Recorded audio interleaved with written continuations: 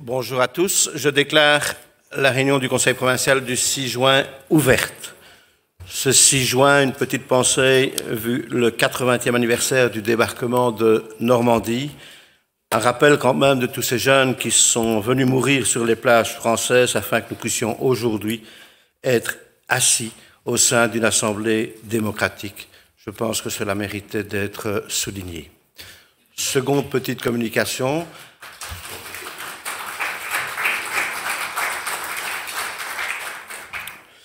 J'accueille avec plaisir Madame la gouverneure ad interim, Madame Dassy, et heureuse de voir que vous soyez ici parmi nous pour ce conseil.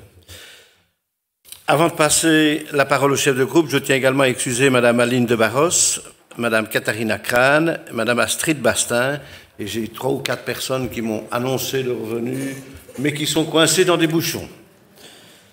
Rafik. Julien. Alors, Madame de Barros vous a signalé qu'elle était absente. Je vois que Madame Moukas me dit qu'elle est dans les bouchons. Madame Samedi est absente et Madame Michu, je n'ai pas de nouvelles. Ok. Je ne sais pas si elle est dans les bouchons ou pas. Ah oui, non, elle est en congé, pardon. Serge. Madame Colombini et Monsieur De Serre. Ok. Virginie. Ok. D'accord. Luc. Semblerait que ce soit tous à peu près du même coin. Bon, vous trouverez sur vos bancs l'ordre du jour actualisé de la séance de ce jour, comprenant les questions d'actualité, ainsi qu'un livre de Thierry Luters qui vous est offert par la province à l'initiative du Collège provincial. Point 1 de l'ordre du jour actualisé, lecture du résumé du procès-verbal de la réunion du 16 mai 2024. Je donne la parole à Monsieur le Premier secrétaire pour la lecture de ce résumé. Merci, Monsieur le Président. Donc, la réunion est présidée par Monsieur Jean-Claude Jadot, assisté de Madame Anne Tans de Bruges et de moi-même. La séance est ouverte à 16h40. 47 membres y assistent. Monsieur le gouverneur et Monsieur le directeur général provincial assistent à la séance. L'Assemblée entend une communication de Monsieur le Président. Moi-même, je donne lecture du résumé du procès-verbal de la réunion du 15 avril 2024. L'Assemblée entend la réponse du Collège provincial à la question d'actualité reprise sur le document 2324/115. L'Assemblée adopte à l'unanimité les documents 2324/217, 2324/219 à 229, 2324/233 à 248, 2324/250 et 251. 2324/253 et 254, 2324/259, 2324/261. L'Assemblée adopte aussi les documents 2324/232, 2324/200 de 255 à 258 et le document 2324/260. L'Assemblée prend connaissance des documents 2324/218, 249 et 252. Le procès-verbal de la réunion du 15 avril est approuvé. La séance publique est levée à 17h15. En séance à huis clos, l'Assemblée a procédé à la désignation de M. Marc Lambert, sous réserve d'agréation par la communauté française en qualité de directeur stagiaire à l'Institut provincial d'enseignement et de formation pour adultes de Wiwarem, à dater du premier jour du mois qui suit la décision du Conseil provincial, et aussi à la désignation de Madame Sylvie Maillat, sous réserve d'agréation par la communauté française en qualité de directrice stagiaire à l'Institut provincial d'enseignement et de formation pour adultes de Herstal, à dater du premier jour du mois qui suit la décision du Conseil provincial. Merci, Monsieur le Président. Merci, Monsieur le secrétaire. L'approbation du procès-verbal interviendra en fin de réunion. Point 2 de l'ordre du jour actualisé, questions d'actualité. L'ordre du jour des questions d'actualité comporte 5 points. Le document 16, question d'actualité d'un membre du Conseil provincial relatif au déménagement de la caserne des pompiers rançonnés. Le document 17, question d'actualité d'un membre du Conseil relatif au dérèglement climatique. Le document A18, question d'actualité d'un membre du Conseil provincial relatif à la pollution au PFAS. Document A19, question d'actualité d'un membre du Conseil provincial relatif au soutien de la province au laboratoire Vesdre. Et enfin, le document A20, question d'actualité d'un membre du Conseil provincial relatif aux nouvelles inondations en province de Liège. Je me permets de vous rappeler que, conformément à notre ROI, après développement de la question par son auteur, un membre par groupe politique peut intervenir sur la question pendant 2 minutes maximum par intervenant. Le député concerné prend ensuite la parole pour la réponse. À l'issue de la réponse, l'auteur ou le co-auteur peut exprimer sa réaction pendant une durée n'excédant pas 2 minutes. Avant de donner la parole à M. Rafik Rassa pour la première question, je vous informe que M. Alfred Osman a retiré sa question d'actualité relative au prix de l'électricité via la centrale d'achat de la province de Liège, suite aux premières informations lui transmises par la Direction générale des infrastructures et du développement durable. Sur proposition de M. Claude Klinkenberg, député provincial, un exposé sera prévu lors de la prochaine 5e commission afin d'apporter des explications ou précisions quant aux règles et mécanismes liés à cette centrale d'achat énergie. Le consultant qui accompagne ces services, les services provinciaux, y seront invités. Dans la première question, le document A16, je donne la parole à M. Rafik Rassa.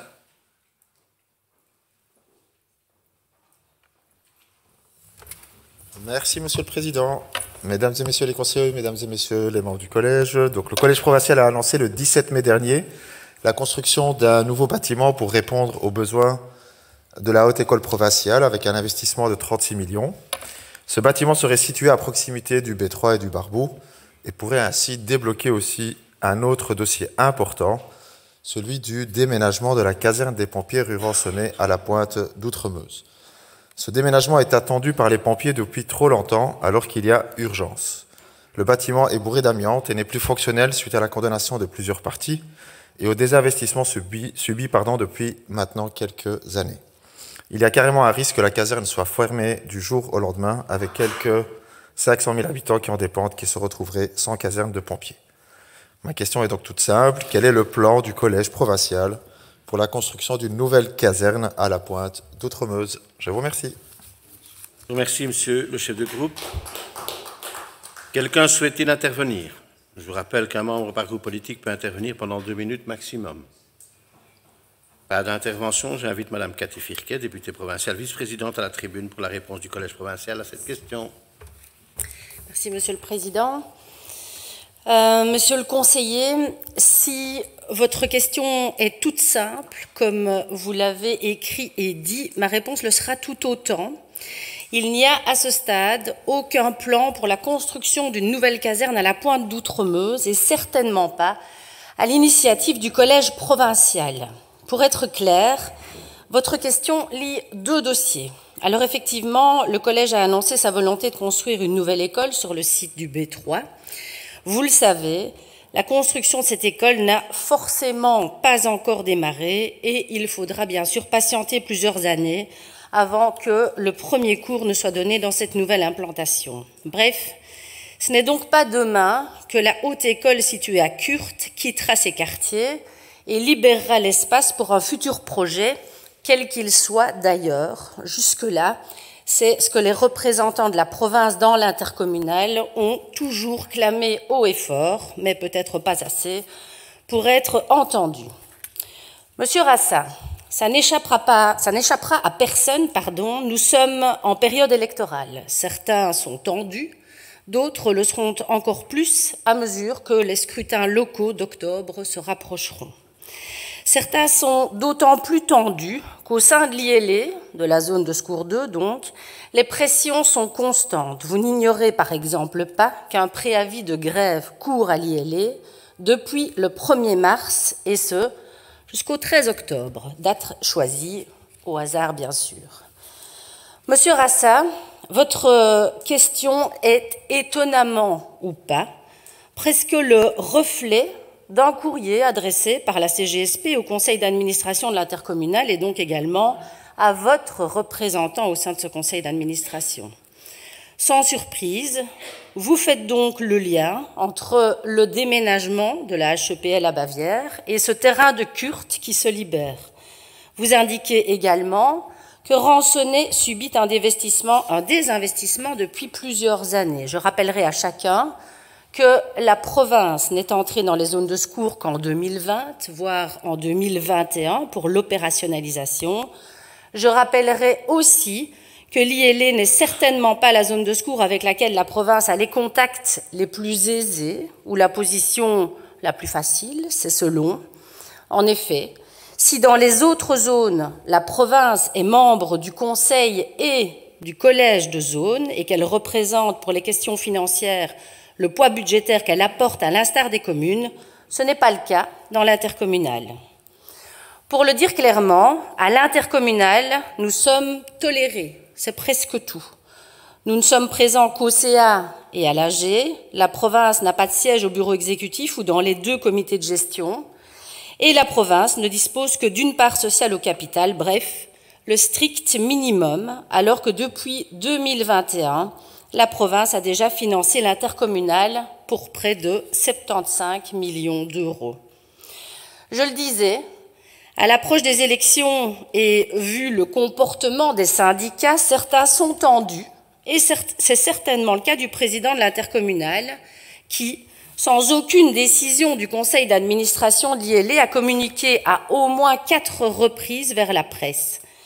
Des déclarations qui, exprimées à titre personnel, puisque non validées par le CA, font état de sa préférence à lui pour le site Kurt.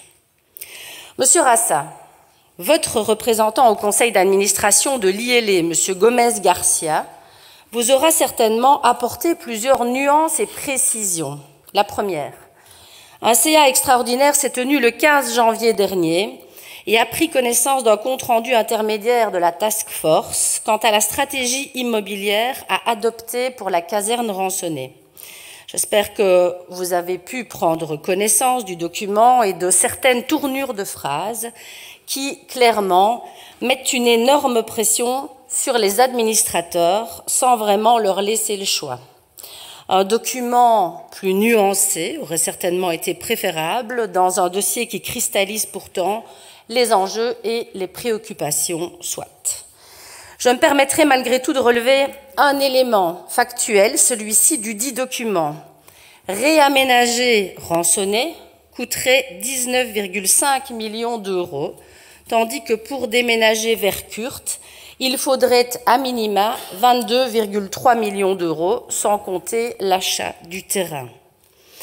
La note conclut effectivement à une préférence pour Kurt parce que, notamment, et je cite, « la paix sociale et une certaine stabilité sont envisageables avec cette solution. Pour la faire en cours, il faut aller à Kurt pour calmer les syndicats. C'est sans doute ce qui a poussé le président à sortir dans la presse 10 jours avant la présentation de ce rapport au conseil d'administration et parce qu'il n'avait sans doute que ça à donner comme réponse aux quelques jours consécutifs de grève que l'intercommunal a connus pendant les dernières vacances d'hiver. Deuxième précision. À ce stade, pourtant, la seule décision prise par le conseil d'administration de l'ILE l'a été le 22 avril dernier. Ce jour-là, le CA de l'ILE décidait d'abandonner l'option consistante à entreprendre un chantier complet de désamiantage et de rénovation-reconstruction de la caserne Rançonnet.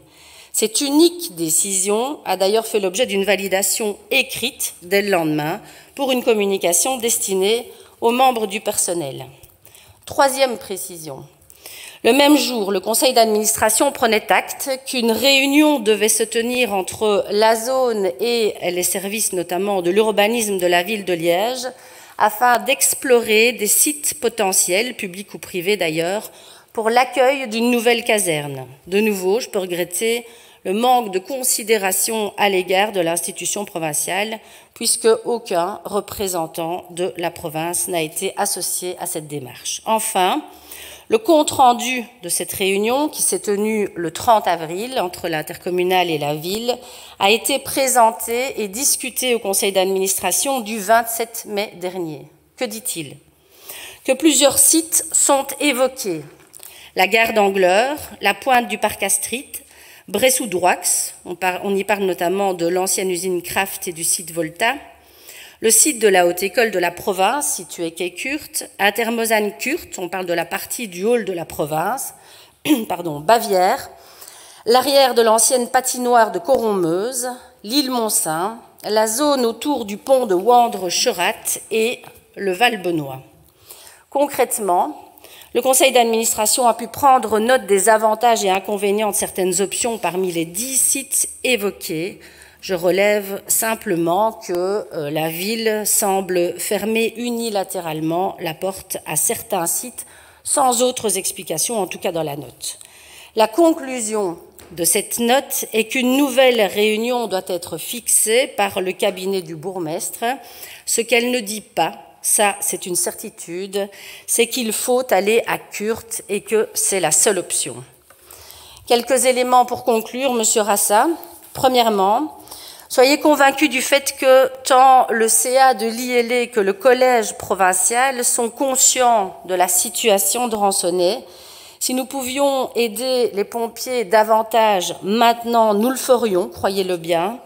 Comme tous, nous avons cependant des réalités budgétaires qu'il convient de prendre en compte. La province, vous le savez, ce sont 5 ou 6 zones de secours et pas la seule ILE. L'état actuel de cette caserne résulte également très certainement de décisions ou de non-décisions, je vous laisserai juge, antérieures à l'arrivée de la province au sein de l'ILE. Je le rappelle, c'était il y a 4 ans.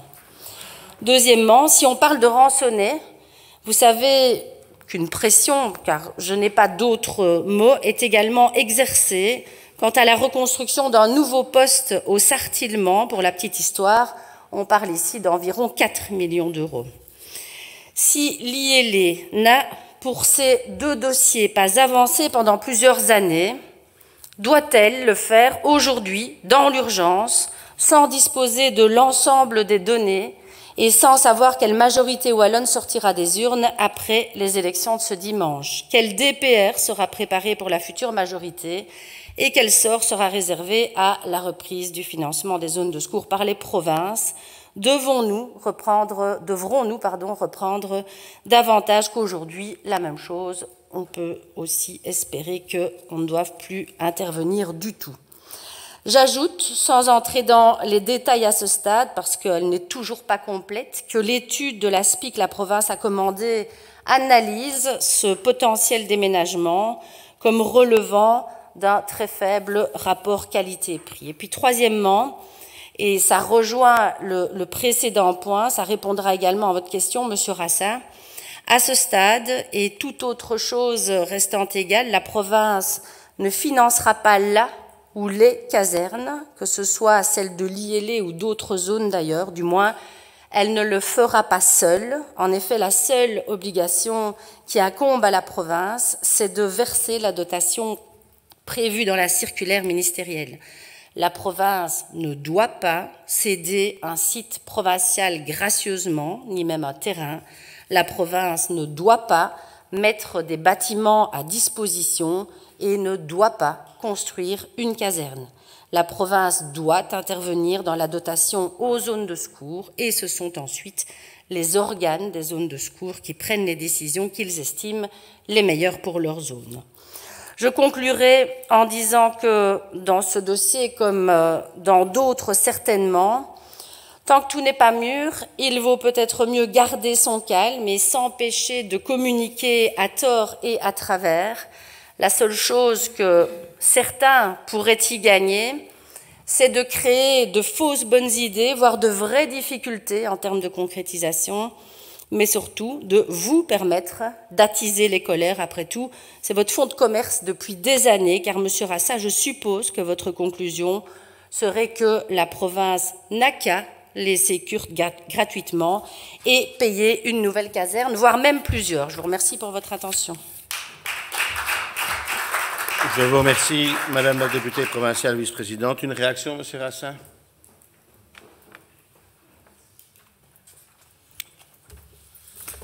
Merci Madame Firquet pour les questions, les réponses et puis les mots que vous mettez dans ma bouche sans que je les ai dit. Hein. Donc à aucun moment on a dit que la province allait financer gracieusement un terrain ou donner gracieusement un terrain. Ça c'est vous qui le dites. Moi, à aucun moment j'ai dit ça, hein, mais voilà. Donc là, je répète, c'est pas la question n'est pas d'attiser une colère. La question c'est surtout qu'il y a un danger, il y a une urgence, il y a un bâtiment qui n'est plus fonctionnel. Il faut une solution. J'entends bien dans votre réponse que ça fait plusieurs années qu'on le sait et que la province n'est finalement associée aux zones de secours que depuis 4 ans. Mais voilà, la majorité à la ville de Liège, c'est aussi une majorité PSMR qui est la même qu'ici, qui est impliqué dans ce dossier depuis maintenant plusieurs années. Et malheureusement, le dossier n'avance pas, donc je pense juste qu'il faut réagir. J'entends bien dans votre réponse aussi qu'il n'y a pas de représentants dans les bureaux exécutifs à l'intercommunal. En même temps, vous regrettez cela, et en même temps, vous dites à la fin, nous, on est obligé que de donner une dotation, et donc on ne va pas s'investir plus, vu que c'est la seule exigence du pouvoir supérieur. Et donc, en même temps, vous regrettez de ne pas être associé à plus de décisions, et en même temps, vous regrettez vous dites que vous allez uniquement vous contenter de la dotation. Donc voilà, honnêtement, il n'y a pas de tension électorale, ou c'est pas une question. Non, honnêtement, je le dis en toute franchise. La question, c'est moi, je suis interpellé par aussi des pompiers qui vivent au jour le jour dans ces casernes et qui n'en peuvent plus. Et donc à un moment donné, vous êtes maintenant associé à ces zones de secours. Je trouve qu'il faut avoir un avis, il faut avancer, en tous les cas, faire avancer le dossier. J'entends bien que c'est pas la responsabilité directe, malheureusement, au sein de l'ILE, mais après, les contacts doivent être pris, et j'espère que le dossier va aboutir rapidement. Voilà. Merci, monsieur le chef de groupe. Pour la deuxième question, je donne la parole à madame Muriel Freinet.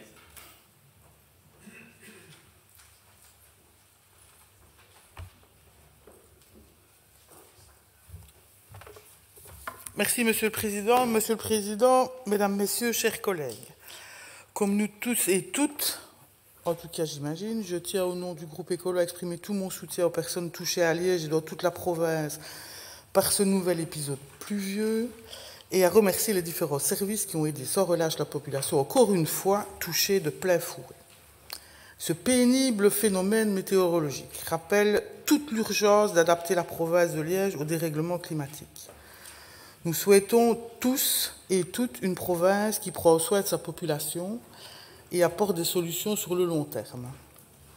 L'histoire de la construction de nos villes et villages a pris un tournant dans les années 60-70, plus de béton, moins de forêts, plus de routes, moins de chemins, plus de rebords, moins de haies.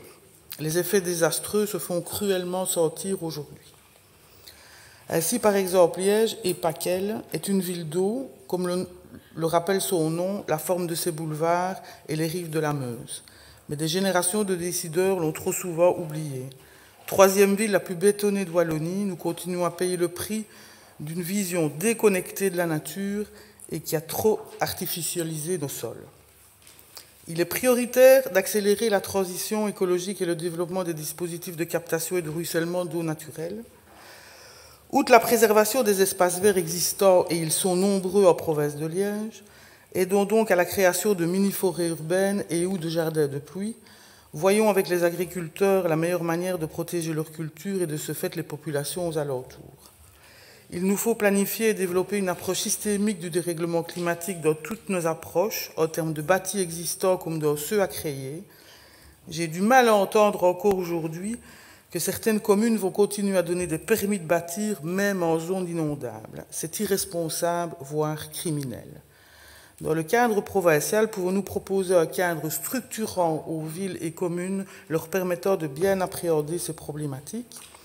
Une concertation entre villes et communes sous le regard provincial serait-il envisageable, notamment pour éviter l'étalement urbain, source, on le sait, de bien des problèmes, non seulement liés au ruissellement de l'eau, mais aussi à la mobilité? Je vous remercie par avance des réponses apportées à mes questions. Merci. Merci, Madame la conseillère provinciale. C'est le même député qui va répondre à l'ensemble des questions. On va passer à toutes les questions. Monsieur le député répondra aux 4 questions en même temps. Donc, pour la 3e question, je donne la parole à Madame Marie-Christine Chêne.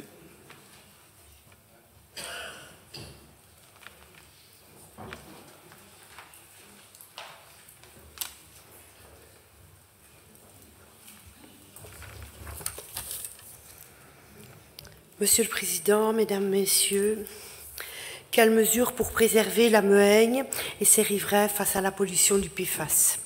Le 28 mai dernier, une nouvelle étude européenne, à l'initiative du Réseau européen d'action sur les pesticides, a relevé une présence de TFA, dérivé du PFAS, non surveillé, dans les rivières. Parmi les 23 échantillons d'eau de surface et 6 échantillons d'eau souterraine provenant de 10 pays de l'Union européenne, un concernant particulièrement la province de Liège. Il s'agit d'un prélèvement testé à Oise, dans la Mehaigne. Et le constat est alarmant. C'est la 3e rivière la plus contaminée au TFA.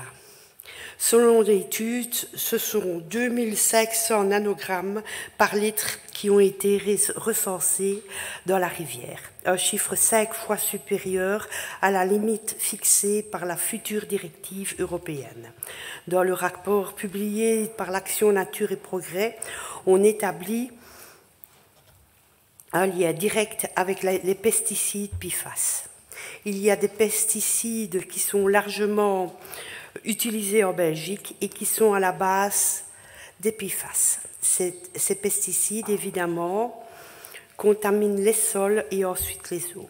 Et selon les recherches qui ont été faites, même si le TFA peut avoir plusieurs sources, les pesticides PFAS en région agricole et en région rurale, comme c'est le cas de la Mehaigne, seraient la principale source de contamination au TFA.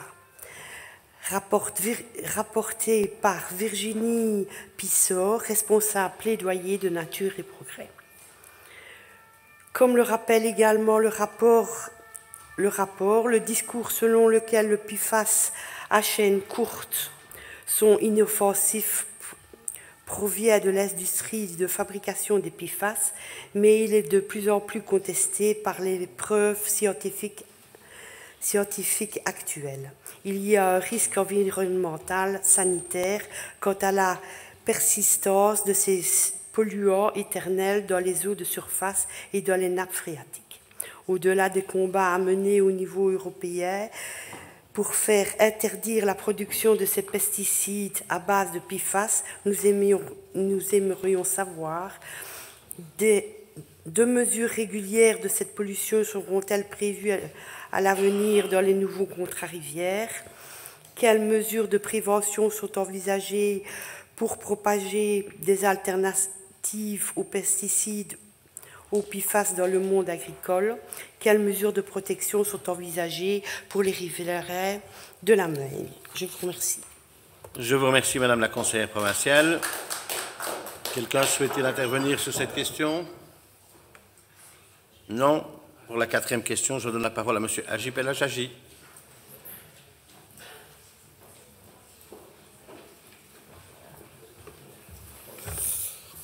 Merci, Monsieur le Président. Chers membres du Conseil, le laboratoire VESDRE est une initiative universitaire mise en place après les inondations de juillet 2021. Une quantité d'études et d'analyses ont été produites, programme de développement durable de quartier, schéma stratégique multidisciplinaire du bassin versant de la VESDRE, référentiel construction et aménagement en zone inondable, référentiel gestion durable des eaux pluviales. D'autres études vont suivre, études de la modélisation hydraulique et hydrologique, appelées du MODREC, les études hydrauliques de cours d'eau spécifiques. Face à ces outils précieux, une question se pose pour savoir quelles seront les modalités de concrétisation, de coordination de l'ensemble de ces projets pour adapter notre bassin versant. Le gouvernement et chaque institution régionale, provinciale, communale et intercommunale, ainsi que la société civile, au sens large, ont identifié l'intérêt de mettre en place un laboratoire VESDRE pour assurer le suivi opérationnel des études afin de mettre en œuvre les actions nécessaires pour construire une vallée plus résiliente et mieux préparée aux effets du dérèglement climatique. Les 3 colloques universitaires étant à présent terminés, la poursuite des réflexions et des actions est une absolue nécessité. Je souhaite donc interroger le Collège provincial dans quelle mesure la province a participé au laboratoire VESDRE. La province s'engage-t-elle à soutenir le laboratoire VESDRE et de quelle manière concrètement? Ce projet relevant enfin de la supracommunalité, comment la province compte communiquer vers les communes sur l'état d'avancement des actions et des aménagements résilients? Je vous remercie pour votre attention. Je vous remercie, Monsieur le conseiller provincial. Quelqu'un souhaite-t-il intervenir sur cette question? Non, nous passons à la question suivante. Je donne la parole à M. Grégory Piron.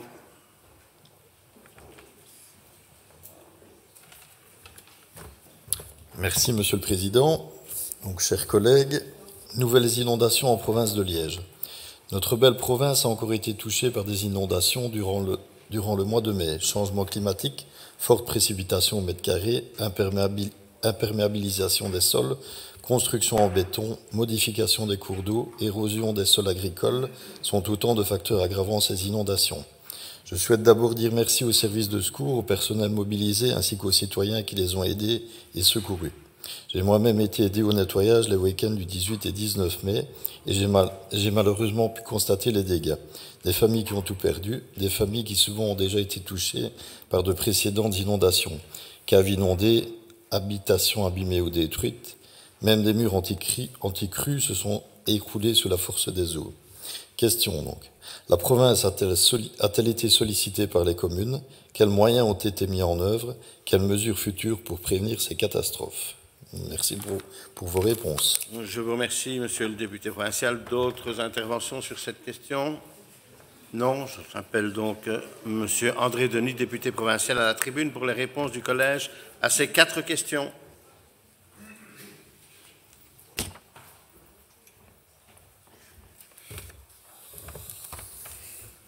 Merci, Monsieur le Président.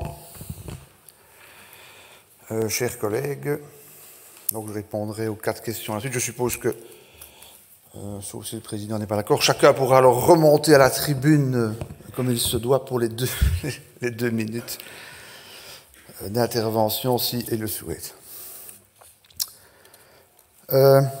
Donc, chers collègues, comme vous, je suis évidemment touché par cette nouvelle série d'inondations et le dérèglement climatique dont elles sont le symptôme. Et je souhaite manifester mon soutien à l'égard des familles impactées. Je salue l'engagement du département des infrastructures et du développement durable qui s'est tenu alerte et disponible lors des événements de ce mois de mai. Et je voudrais vous remercier tous pour vos questions à leur sujet et à propos des initiatives provinciales déployées pour en limiter les risques. Je voudrais vous faire remarquer que vos interpellations se font écho les unes aux autres. Je vous invite donc à un peu de patience puisque c'est à l'issue de mes 4 réponses que vous aurez une vision aussi complète que possible de l'action provinciale en ces matières. Je commencerai par répondre à Mme Frenet, même si, comme je viens de le dire, les 4 réponses sont quelque part interconnectées puisque certains éléments reviennent dans diverses questions et ainsi même parfois aussi dans diverses réponses. Je commencerai par Mme Frenet. Je resitue un peu le cadre de votre question. Donc, proposer un cadre structurant aux villes et communes leur permettant de bien appréhender les problématiques d'inondation et du dérèglement climatique. Une concertation entre les villes et communes sous le regard provincial serait-elle envisageable, notamment pour éviter l'étalement urbain, source des problèmes liés au ruissellement des eaux et à la mobilité. Madame la conseillère, il me doit de rappeler encore une fois qu'uniquement l'entretien des cours d'eau de 2e catégorie est à la charge de notre province. Nous avons pour tâche d'assurer le bon écoulement de l'eau, peu importe sa qualité, au travers de travaux d'entretien, de curage biologique et de réparation, ce qui a pour objectif de réduire au maximum les risques et les dommages lors de crues. Ce travail quotidien est effectué en aval et en amont de ce type d'événement. Madame Frenet, pour en revenir à votre interrogation, sachez que la province de Liège prend des mesures pour permettre une renaturation le long de ses rivières, le développement de la biodiversité via l'aménagement et la remise à ciel ouvert se révèlent effectivement des solutions pour retrouver une faune et une flore dans et aux abords de ces cours d'eau, mais surtout de permettre aux rivières de reprendre leur place naturelle sans utiliser de béton et autres édifices urbains. Moyennant des études et un diagnostic précis, la réouverture des cours d'eau est encouragée et participe en effet à une meilleure régulation des inondations. Ce fut le cas en 2023 pour le Trifoy et le Ruif, situés en amont de cours d'eau plus importants dans la région wallonne à la charge. Concernant les aspects urbanistiques, je vous invite à interpeller les villes et communes qui accordent des permis de bâtir dans les zones inondables. La province, comme vous l'avez d'ailleurs rappelé, la province ne dispose pas de ce pouvoir. Néanmoins, notre institution participe à la chose à différents niveaux. En ce qui concerne les permis d'urbanisation, les communes doivent solliciter la province lorsque le projet est situé dans une zone d'aléa d'inondation dépendante d'un cours d'eau de deuxième catégorie. Les avis du service des cours d'eau tendent à mettre en évidence les risques liés à la présence proche du cours d'eau, mais également les éléments qui seraient de nature à perturber le cours d'eau dans son écoulement. Ces avis mettent donc en lumière l'existence des risques et les moyens de s'en prémunir. Deuxièmement, la province a fait réaliser dès 2019 et donc avant les événements de 2021, via son service des cours d'eau, différentes études hydrauliques dans lesquelles des modélisations permettent de fournir des informations sur le bassin versant d'un cours d'eau. Ainsi, des solutions peuvent être proposées sur base d'informations pertinentes sur des zones où un risque d'inondation est mis en évidence. La mise en relation entre les administrations communales lors de la diffusion des résultats est immanquable pour que chacune d'entre elles puisse envisager au mieux les travaux utiles et éviter un maximum de nouvelles catastrophes. Autre application, nos cours d'eau de deuxième catégorie traversent le plus souvent plusieurs communes. Le service des cours d'eau participe au comité technique par sous-bassin hydrographique, CTSBH en résumé, en abrégé, qui sont une structure reprenant tous les acteurs concernés par les inondations sur la Wallonie, en Wallonie.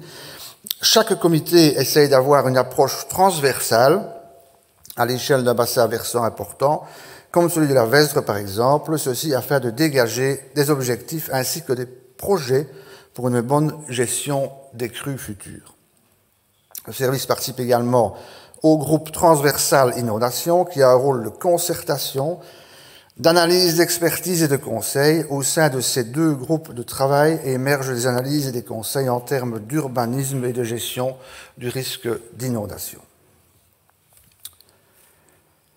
La province est un nouveau partenaire supralocal grâce à POLEC 2022, puisque vous savez que POLEC court jusque, je pense, 2025 actuellement. L'objectif est d'identifier des actions pertinentes pour le territoire de la province en matière d'atténuation du changement climatique, d'adaptation à ses effets et de lutte contre la précarité énergétique. Ce rôle d'entité supracommunale veut la tenue de réunions hebdomadaires, la mutualisation des compétences et le développement d'outils pour les communes. Les projets en cours liés aux crues concernent la création d'espaces verts et de nouvelles plantations d'arbres et de haies, ceci afin de renforcer la nature en ville, de faciliter l'infiltration de l'eau de pluie, de réduire les îlots de chaleur urbains et l'érosion des sols, ainsi que de stabiliser les berges des rivières. Ainsi, en conséquence de chaque niveau de pouvoir dans cette gestion locale, je vous confirme, Madame la conseillère, que la province, en plus des avis contraignants rendus, assure quotidiennement son rôle supracommunal au bénéfice des communes et villes concernées par les inondations. Madame Chêne nous interroge sur les PFAS que l'on retrouve dans la Meuhaigne. Donc, Madame Chêne, la Meuhaigne est un cours d'eau de deuxième catégorie, géré par la province. Ma réponse vaut donc pour la Meuhaigne, mais également pour tous les autres cours d'eau provinciaux siléchés. La province est, comme déjà souvent expliqué à cette tribune, est responsable de l'écoulement de l'eau et de l'entretien des berges naturelles. Nous ne sommes en revanche pas responsables de la qualité des eaux, fussent-elles d'un ruisseau de deuxième catégorie. Ceci étant, la province contribue à travers divers services qu'elle offre au maintien d'une eau de qualité. Je pense au laboratoire qui, en plus de l'analyse d'eau, propose aux agriculteurs des analyses de sol afin que ces derniers puissent optimiser le rendement de leur culture tout en respectant les milieux naturels. Les analyses de terre mesurant les métaux lourds, les nitrates ou d'autres composants permettent de déterminer si elles sont polluées et d'adapter leur approche en conséquence. Ceci a évidemment un impact positif sur les eaux qui y percolent. Ensuite, nos services agricoles accompagnent fortement nos agriculteurs vers la reconversion bio, une approche des pratiques culturales qui a le mérite de ne pas diffuser de produits toxiques dans les terrains de culture et par ruissellement dans nos cours d'eau, évidemment. À travers notre participation aux contre-rivières et les liens étroits que nous entretenons avec ces véritables acteurs de terrain, nous ne manquerons pas d'insister sur l'importance d'une eau de qualité et la nécessité de développer des actions favorisant cela. Au-delà de ces actions utiles, mais indirectes par rapport à votre question, la protection des riverains, elle, ne relève pas de notre institution, mais incombe, comme vous savez, au bourgmestre et ou au gouverneur en fonction des circonstances, qui sont aidés par diverses administrations wallonnes et fédérales. Madame la conseillère, vous aurez compris que la province reste attentive à la sécurité de ses citoyens pour les missions qui la concernent. Je ne peux que vous encourager à interpeller les niveaux de pouvoir et organismes concernés, actifs dans la mise en œuvre de mesures de protection pour obtenir des réponses en complément des miennes. Monsieur El Hadjadji, mis en place de laboratoire Vesdre. Monsieur El Hadjadji, le laboratoire Vesdre, initié par l'Université de Liège, veut questionner essentiellement les modalités de concrétisation et de coordination de l'ensemble des projets pour adapter le bassin versant. Il s'agit de mettre en place une approche exploratoire innovante qui pourrait par la suite être répliquée dans d'autres territoires. En ce qui concerne le service provincial des cours d'eau, il n'y a pas eu de participation étant donné qu'il s'agit essentiellement à ce stade de réflexion générale sur l'opérationnalisation des différentes études qui ont fait suite aux inondations, dont la plupart sont liées à l'organisation territoriale et à l'urbanisme. Les moyens limités sont actuellement concentrés sur, d'une part, les actions de terrain et, d'autre part, sur les études et projets qui permettent d'identifier des aménagements utiles sur les cours d'eau de gestion provinciale. Ceci étant dit, le service se tient évidemment disponible pour participer aux réflexions qui concernent directement la gestion des cours d'eau, en plus que ce qu'il exécute déjà. En effet, comme déjà relaté en réponse à une autre question, le service participe activement au comité technique par sous-bassin hydrographique relatif aux différents bassins versants de la province de Liège, et en particulier à celui de la Vesdre, qui, comme vous savez, a été fortement impacté lors des dernières inondations. De manière générale, c'est à la région qu'il revient d'organiser la mise en œuvre des mesures plus globales d'adaptation des bassins versants qui sont plutôt de l'ordre de l'occupation du territoire et de l'urbanisme. De même qu'il revient d'organiser le financement des mesures concrètes de lutte contre les inondations proposées dans le cadre des multiples études réalisées à différents niveaux. Dans le cadre de projets concrets relevant de la supracommunalité, le service des cours d'eau prend les contacts utiles directement avec les communes concernées suite aux études hydrauliques réalisées. Ainsi, par exemple, des réunions ont été organisées avec les communes de Herve, Soumagne, Aulne et Traux suite à la mise en œuvre de l'étude hydraulique de la Magne. De même, une réunion aura lieu prochainement avec les communes d'Esneuse, Primont et Chaudfontaine pour présenter les résultats de l'étude sur le Gobry. Par ailleurs, les communes qui participent activement au comité technique par sous-bassin hydrographique reçoivent également des informations sur ce qui est mis en place en termes de lutte contre les inondations, tel que déjà expliqué il y a quelques instants. Enfin, Monsieur Piron, donc la province a-t-elle été sollicitée par les communes? Quels moyens ont été mis en œuvre? Quelles mesures futures pour prévenir ces catastrophes? Donc en ce qui concerne les inondations de 2024. M. Piron me demandait des éléments de réponse concernant plus spécifiquement les événements du mois de mai dernier. Vous me permettrez de ne pas revenir sur les éléments déjà explicités à nos collègues ci-avant. Ainsi, oui, en tant que gestionnaire des cours d'eau, la province est sollicitée pour des problèmes qui découlent de sa compétence, principalement pour venir dégager des lits de rivière et rétablir un bon écoulement. Ces interventions se font évidemment en bonne entente avec les communes. Dès les premières crues de ce mois de mai, les agents provinciaux ont été parcourir les différents points critiques pour identifier les problèmes et envoyer les entreprises sur les interventions nécessaires. Les décisions nécessaires de réquisition et d'extension de marché de travaux ont été prises rapidement de manière à agir avant l'arrivée de nouvelles pluies. Sachez que le service a participé quotidiennement à des réunions de crise regroupant les différents gestionnaires de manière à échanger les informations pertinentes, notamment sur les risques liés aux pluies qui ont suivi. À l'heure actuelle, les opérations de dégagement des cours d'eau se poursuivent, principalement dans les endroits qui ont été les plus touchés. Notre institution poursuit sa mission générale d'entretien des cours d'eau, qui nécessite par ailleurs des moyens croissants, d'une part à cause de l'augmentation générale des prix, mais aussi, d'autre part, en raison de la fréquence des pluies et de l'évolution climatique. En plus de cette mission, la réalisation d'études hydrauliques se poursuit.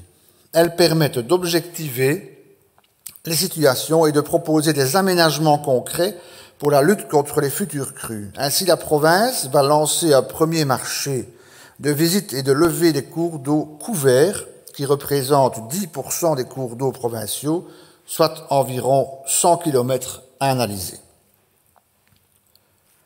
En effet, de nombreux problèmes d'inondation trouvent leur origine dans ces ouvrages mal connus et parfois très vétustes. Je terminerai en rappelant qu'il appartient également aux riverains de prendre des mesures de protection de leurs biens, en particulier lorsque des constructions ou aménagements ont été implantés en canalisant ou en empêchant le cours d'eau de sortir de son lit mineur vers son lit majeur, ce qui est un phénomène tout à fait naturel, comme on l'oublie trop souvent. Aucune mesure ne permettra une situation totalement sécurisée. De manière générale, sachez que nous ne pourrons pas éviter d'autres inondations, toutefois nous agissons pour diminuer leur fréquence et leur importance et l'impact qu'elles peuvent avoir sur nos populations. Je vous remercie tous pour vos questions et pour votre bonne attention. Je vous remercie, monsieur le député provincial. Une réaction, madame Freinet? Madame Chêne? Monsieur Lajagi?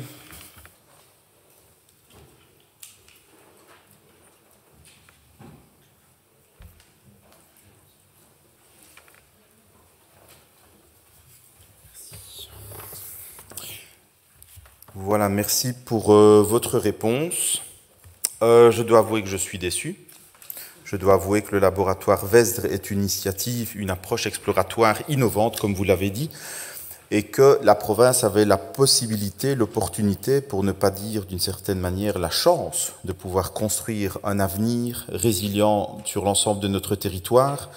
J'entends qu'il y a au niveau de terrain ou d'études quelques réflexions, j'entends qu'il y a des prises de contact avec des communes, où je me pose aussi la question de savoir pourquoi on s'est à ce stade arrêté sur moins d'une dizaine de communes. Il y en aurait d'autres, je pense notamment à deux qui sont principalement touchées, la commune de Eupen et de Verviers, mais bon, peut-être que ça viendra plus tard.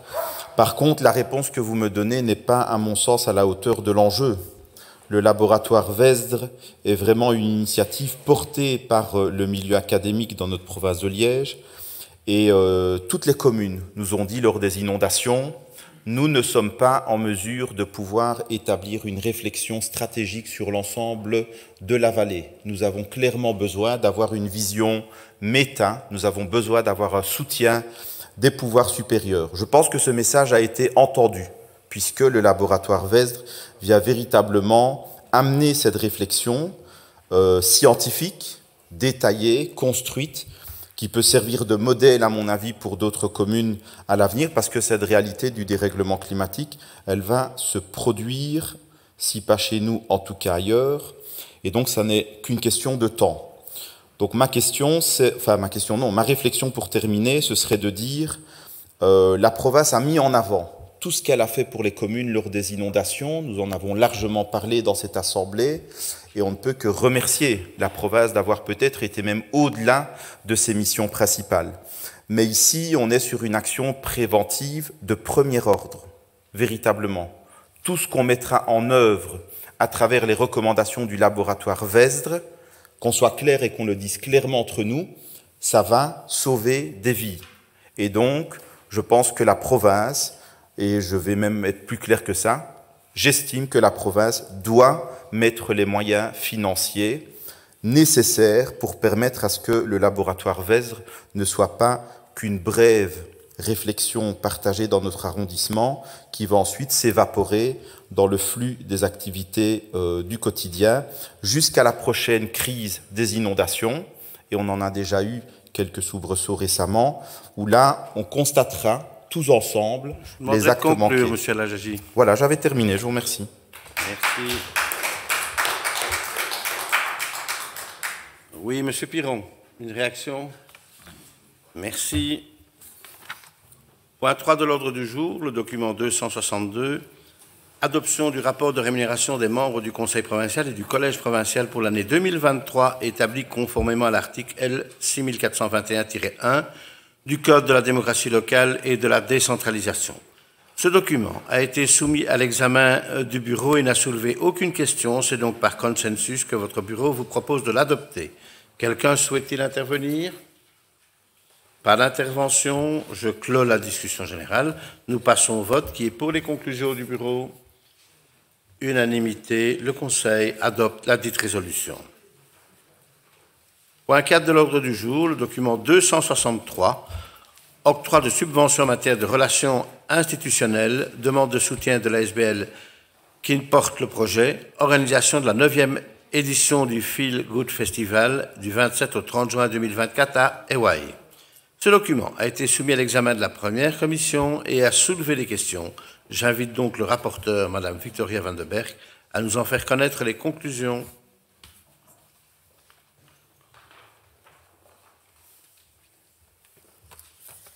Merci, Monsieur le Président, chers conseillers. Donc, votre commission a analysé ce point relatif à l'ASBL qu'importe le projet ce mardi 4 juin. Un conseiller s'étonne de la différence de chiffres entre le document et l'annexe, 12 500 € et 15 000 € respectivement.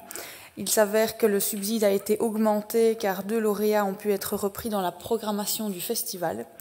L'annexe doit donc être modifiée en ce sens et le point est adopté à 8 voix pour et 3 abstentions. Je vous remercie. Je vous remercie, Madame la conseillère provinciale. Quelqu'un souhaite-t-il intervenir? Pas d'intervention, je clôt la discussion générale. Nous passons au vote. Qui est pour les conclusions de la première commission? Unanimité, le Conseil adopte la dite résolution. Les points 5 à 9 de l'ordre du jour ont été regroupés à la demande des membres de la première commission, à savoir les documents 264 à 268, octroi de subventions en matière de culture, demande de soutien des ASBL Défaut, Oyou, La Ferme sur Steppe, Festival africain de Liège et Productions associées. Ces 5 documents n'ayant soulevé aucune question, c'est par 8 voix pour et 3 abstentions que votre première commission vous propose de les adopter. Quelqu'un souhaite-t-il intervenir? Pas d'intervention, je clôt la discussion générale. Nous passons au vote. Pouvons-nous procéder à un vote globalisé? Qui est pour les conclusions de la première commission en ce qui concerne ces 5 documents? Unanimité, le Conseil adopte les 5 résolutions. Les points 10 à 13 de l'ordre du jour ont été regroupés à la demande des membres de la première commission, à savoir les documents 269 à 272, octroi de subventions en matière de culture, demande de soutien des ASBL Jeunesse musicale de Liège, Nectar et Jacques Pelzer Jazz Club et de M. Michel Heinen. Les documents 270 et 271 ayant soulevé les questions, j'invite le rapporteur, Mme Isabelle Grindorf, à nous en faire connaître les conclusions.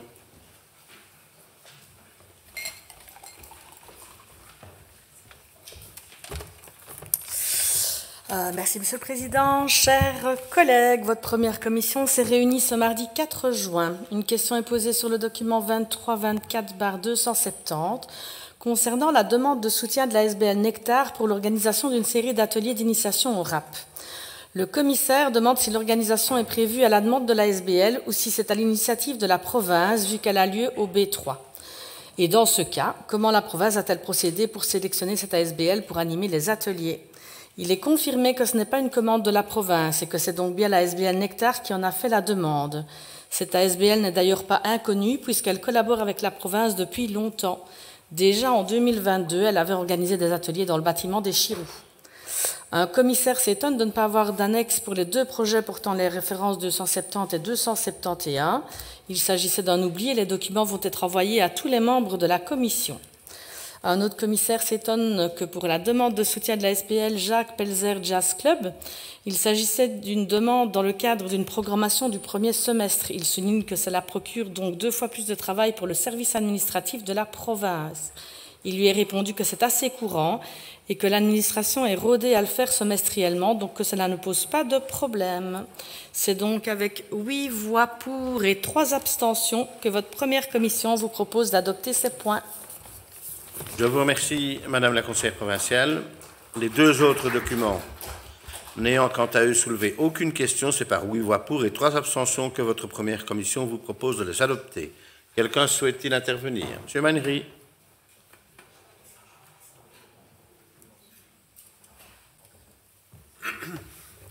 Merci, Monsieur le Président. Sauf erreur de ma part, on n'a toujours pas reçu les 2 annexes qui ont été mentionnées comme oubliées lors de la commission. Et donc, ce serait chouette qu'on les reçoive, même si je pense que ça ne va pas changer la face du monde. Pour le bon suivi des dossiers, ce sera toujours mieux. Merci.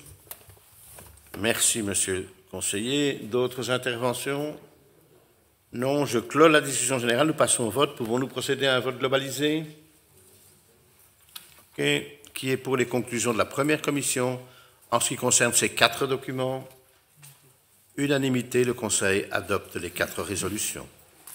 Les points 14 à 19 de l'ordre du jour ont été regroupés à la demande des membres de la deuxième commission, à savoir les documents 273-278, octroi de subventions en matière de sport, demande de soutien des ASBL, Royal Entente Sportive Ouance-Bazoa, Femina Grasse-Ologne, Old Club de Liège, OK, Challenge de la Meuse, la Justine Hénin Fondation et la SA Golazo Sport. Le document 278 ayant soulevé des questions, j'invite le rapporteur, Mme Sandrine Agaillard, à nous en faire connaître les conclusions.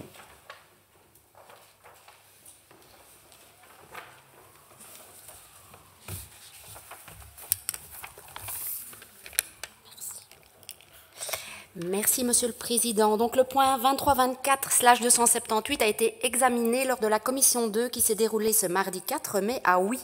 Une commissaire a demandé un point de précision si le subside en nature de 210 000 € était bien en plus des 570 000 en espèces répartis sur 3 ans. La réponse est oui. La même commissaire a demandé s'il y avait un règlement provincial qui régissait l'octroi des subsides en nature, vu que dans ce point, c'est le collège seul qui a approuvé le subside de 210 000 €. Non, il n'y a pas de règlement. Le vote, 5 voix pour, 0 voix contre et 4 abstentions. Je vous remercie, Madame la conseillère provinciale.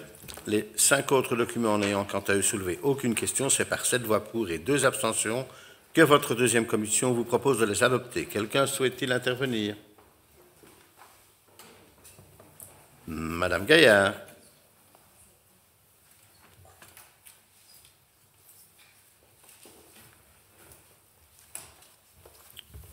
Merci, Monsieur le Président. Donc, pour le point 278, nous allons nous abstenir parce que le subside de 210 000 € engage l'avenir. Et donc, voilà. Merci, Madame la conseillère. Je clôt la discussion générale. Nous pouvons passer au vote. Nous allons donc procéder, si vous le voulez bien, à un vote globalisé pour les documents 273 à 277, et puis nous voterons sur le document 278. Qui est pour les 5 documents 273 à 277? Le Conseil adopte ces 5 résolutions à l'unanimité. Pour le document 278, qui est pour? Le groupe PTB, le groupe PS, le groupe MR. Qui est contre? Qui s'abstient? Le groupe PTB et le groupe désengagé. Pour? Ah!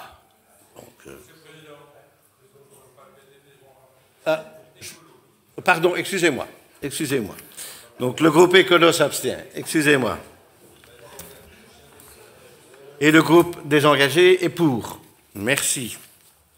Les points 20 à 26 de l'ordre du jour ont été regroupés à la demande des membres de la deuxième commission, à savoir les documents 279 à 285, octroi de subventions en matière d'affaires sociales, demande de soutien des ASBL VOY, Centre Institut pluridisciplinaire FLY, cadre, Cité de l'Espoir, Resto du Cœur de Liège, Centre d'éducation conductif en province de Liège, les Petits Pas de la Grenouille, et Cap-Terre, les documents 279 et 280 ayant soulevé des questions. J'invite le rapporteur, Madame Isabelle Imblet, à nous en faire connaître les conclusions.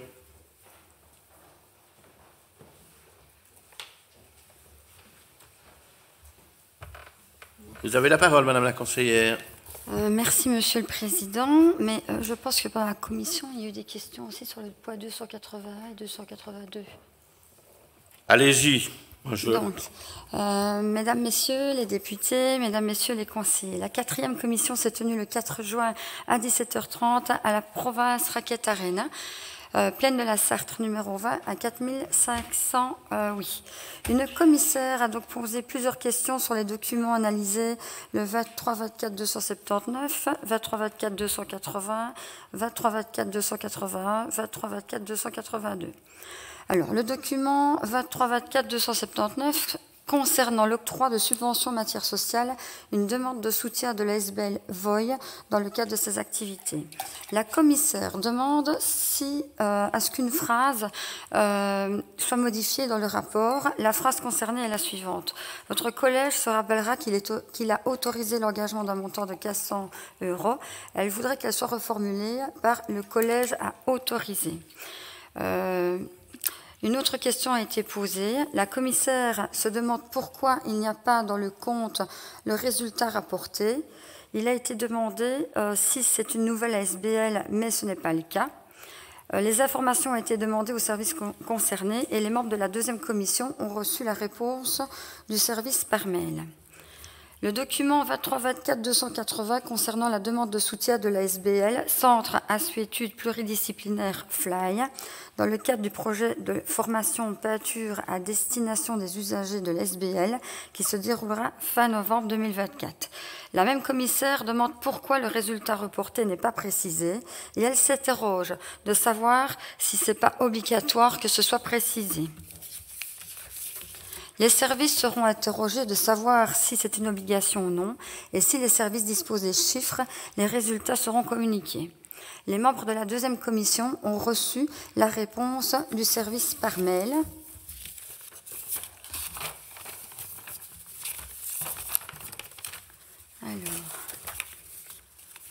Donc, dans le cas présent, l'ASBL VOY est reprise comme une micro-SBL et a la faculté de pouvoir présenter des comptes annuels selon un schéma simplifié et n'a donc aucune obligation d'utiliser le schéma comptable imposé à d'autres ou encore l'obligation de publier ses comptes annuels à la Banque nationale. Alors, concernant le document 23-24-281, concernant la demande de soutien de l'ASBL cadre pour l'aménagement d'un espace détente et bien-être pour le fonctionnement annuel 2024 de la Cadrine. La même commissaire pose une question concernant la formulation d'une phrase qui ne lui paraît pas claire et demande des explications. Le bénéficiaire a joint à sa demande les comptes et bilans 2023 ainsi que les budgets prévisionnels présentant une perte de 14 789,95 € dont les dépenses s'élèvent à 14 789,95 € et les recettes 0. Elle s'interroge de savoir si c'est le budget global ou si c'est le projet qui coûte 14 789,95 €. Ce n'est pas précisé. Il lui a été répondu que c'est le projet qui coûte 14 789 €. Pour le document suivant, c'est le document 23-24/282 concernant la demande de soutien à la SBL Cité de l'Espoir dans le cadre de l'achat de 2 fauteuils de stimulation sensorielle durant l'année 2024. La même commissaire a constaté qu'en décembre 2023, la Cité de l'Espoir a déjà demandé 4 515 € pour l'achat de 2 fauteuils de ce type. Elle s'interroge de savoir pourquoi il a été redemandé 2 de plus cette année et trouve curieux qu'à 6 mois près, la Cité de l'Espoir redemande la même chose pour le même montant. Il lui a été répondu que la Cité de l'Espoir héberge près de 312 bénéficiaires et elle en a besoin et ce n'est pas anormal. Alors, le résultat du vote est de 7 voix pour, 0 contre et 2 abstentions. Je vous remercie, Madame la conseillère provinciale. Les autres documents n'ayant quant à eux soulevé aucune question, c'est par 7 voix pour et 2 abstentions que votre deuxième commission vous propose de les adopter. Quelqu'un souhaite-t-il intervenir? Pas d'intervention, je clôt la discussion générale. Nous passons au vote. Pouvons-nous procéder à un vote globalisé? Qui est pour les conclusions de la deuxième commission en ce qui concerne ces 7 documents? Unanimité, le Conseil adopte les 7 résolutions.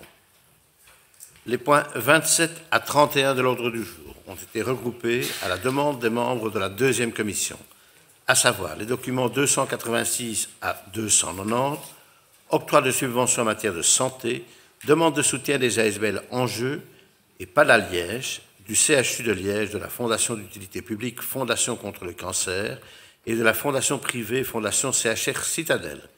Ces 5 documents n'ayant soulevé aucune question, c'est par 7 voix pour et 2 abstentions que votre deuxième commission vous propose de les adopter. Quelqu'un souhaite-t-il intervenir?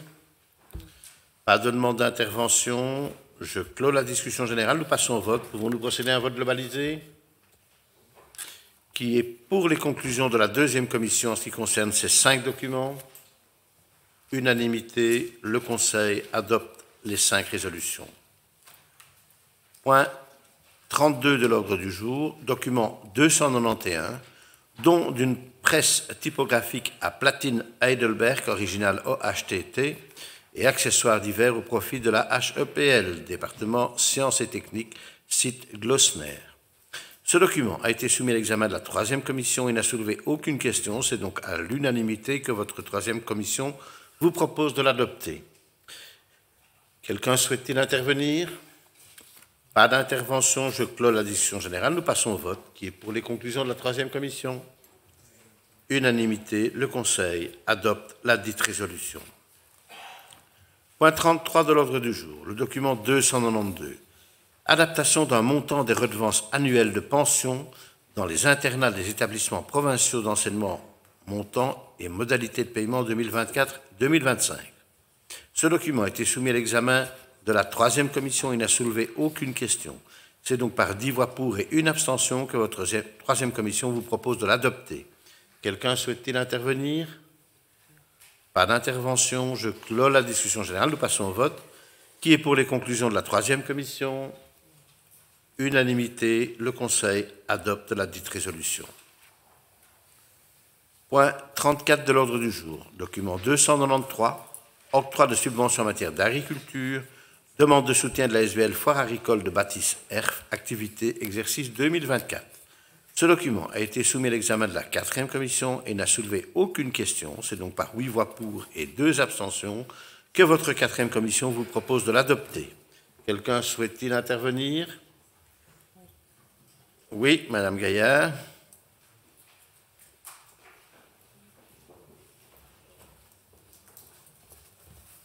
Merci, Monsieur le Président. Comme je l'ai dit en commission, j'ai remercié Monsieur le député d'avoir accepté de déplacer la commission avant le Conseil pour un point, voire, oui, c'était juste un point aujourd'hui. Donc voilà, comme ça a été accepté. Merci beaucoup de la part du groupe Écolo.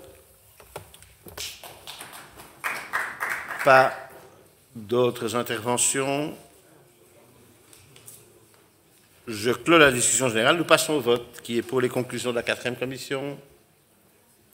Unanimité, le Conseil adopte la dite résolution.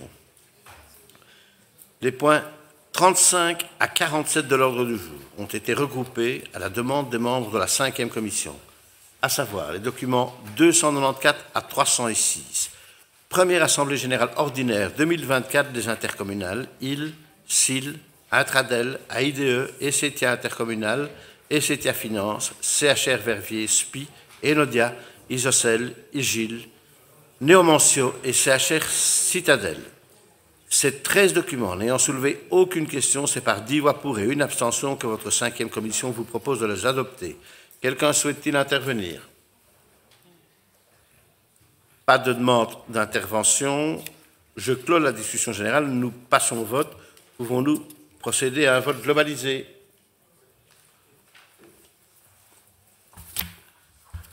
Qui est pour les conclusions de la 5e commission en ce qui concerne ces 13 documents? Le groupe Écolo, le groupe PS, le groupe MR, les engagés. Qui est contre et qui s'abstient? Le groupe PTB, le Conseil adopte les 13 résolutions. Point 48 de l'ordre du jour, document 307, avis à donner sur la modification budgétaire numéro 1 de l'exercice 2024 arrêté par l'établissement d'assistance morale du Conseil central laïque de la province de Liège. Ce document a été soumis à l'examen de la 5e commission et n'a soulevé aucune question. C'est donc par 10 voix pour et une abstention que votre 5e commission vous propose de l'adopter. Quelqu'un souhaite-t-il intervenir? Pas d'intervention, je clôt la discussion générale. Nous passons au vote. Qui est pour les conclusions de la 5e commission? Le groupe Écolo, le groupe PS, le groupe MR, les engagés. Qui est contre? Qui s'abstient? Le groupe PTB. Le Conseil adopte la dite résolution. Point 49 de l'ordre du jour. Le document 308, culte, compte 2023 de la fabrique d'églises orthodoxes russes Saint-Alexandre Nevski et Saint-Séraphin de Sarov, rue du Laveux à Liège. Avis favorable. Ce document a été soumis à l'examen de la 5e commission et n'a soulevé aucune question. C'est donc par 10 voix pour et une abstention que votre 5e commission vous propose de l'adopter. Quelqu'un souhaite-t-il intervenir? Pas d'intervention. Je clôt la discussion générale. Nous passons au vote. Qui est pour les conclusions de la 5e commission? Le groupe Écolo, le groupe PS, le groupe MR, le groupe des engagés. Qui est contre? Qui s'abstient? Le groupe PTB. Le Conseil adopte la dite résolution. Point 50 de l'ordre du jour. Document 309. Mise à la disposition des villes et communes partenaires d'une fonctionnaire provinciale chargée de sanctionner les infractions administratives, les infractions environnementales et les infractions de voirie communale. Ce document a été soumis à l'examen de la 5e commission et n'a soulevé aucune question. C'est donc par 10 voix pour et une abstention que votre 5e commission vous propose de l'adopter. Quelqu'un souhaite-t-il intervenir? Pas d'intervention. Je clôt la discussion générale. Nous passons au vote. Qui est pour les conclusions de la 5e commission? Le groupe Écolo, le groupe PS, le groupe MR, le groupe des engagés. Qui est contre? Le groupe PTB. Le Conseil adopte la dite résolution. Point 51 de l'ordre du jour. Approbation du procès-verbal de la séance du 16 mai 2024. Aucune réclamation n'ayant été déposée en ce qui concerne la rédaction du procès-verbal dans notre dernière réunion, je le déclare approuvé et déclare close la séance publique de ce jour. La prochaine séance ordinaire du Conseil provincial aura lieu le jeudi 27 juin 2024. Je vous remercie. Bonne fin de journée à toutes et à tous.